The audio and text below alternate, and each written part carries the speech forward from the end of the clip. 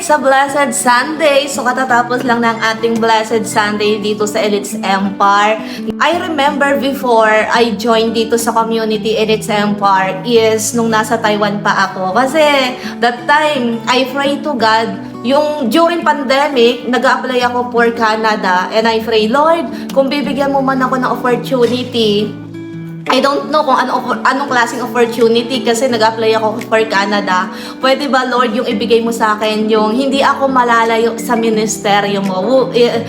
What is my calling sa Panginoon? Then, yun, pandemic came. Then, Elites Empire came to my life.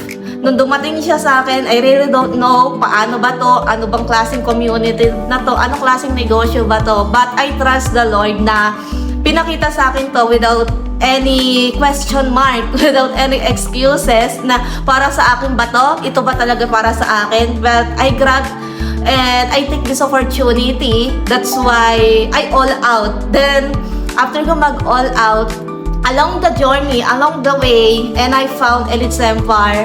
Every time na uma-attend ako sa training, every time na uma-attend ako sa mga teaching ng community, ng mga mentors, ng mga upline, and doon ko nakita, iba pala yung grabe pala yung mga teaching. And very aligned kung nasan ako before. Kasi, ayun din po, inaral ko din yung pagpapastor, kung paano ba maging pastor, and inaral yung salita ng Biblia from Old Testament to New Testament. Kaya yun yung panalangin ko sa Higher Creator, na kung ibibigay man o ibibigyan man ako ng opportunity, is yung hindi ako malayo sa ministeryo niya. And sasabihin ko, I am so grateful.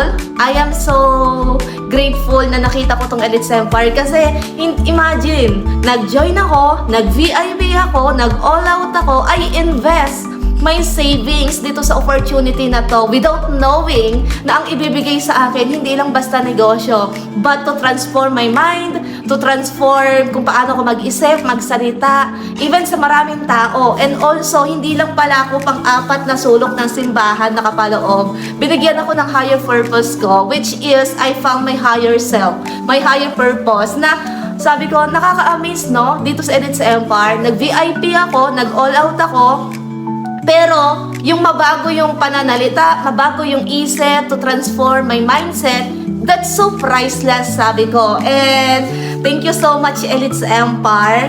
Kasi I really do believe Elites Empire is the instrument ng Higher Creator. Naging instrumento lang itong Elites Empire, itong community Elites Empire, together with the uplines and the mentor para sa purpose ng Diyos sa buhay ko. Kaya sabi ko, full of gratitude, punong-puno at punong-puno nag-uumapo na pasasalamat dahil nakita ko Elites Empire. At kung ibabalik ako sa year kung paano ko nakita to Elites Empire, pipiliin ko pa rin ang Elites Empire because priceless yung binigay sa akin.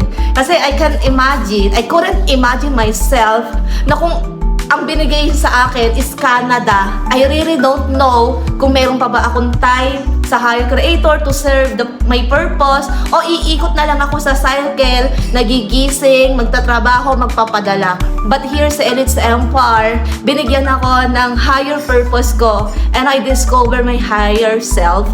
Not only my higher self, but I really found myself at doon ako naturuan to love myself also, to forgive and to forgive and to learn sa mga past experience before. Kaya sabi ko, Elites Empire, ito yung nagbigay sa akin ng real meaning of higher purpose.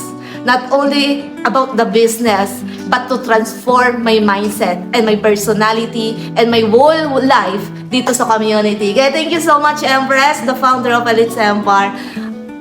Full of gratitude, sasabihin ko, ang puso ko nag-uumapo ng pasasalamat dahil I found Elites Empire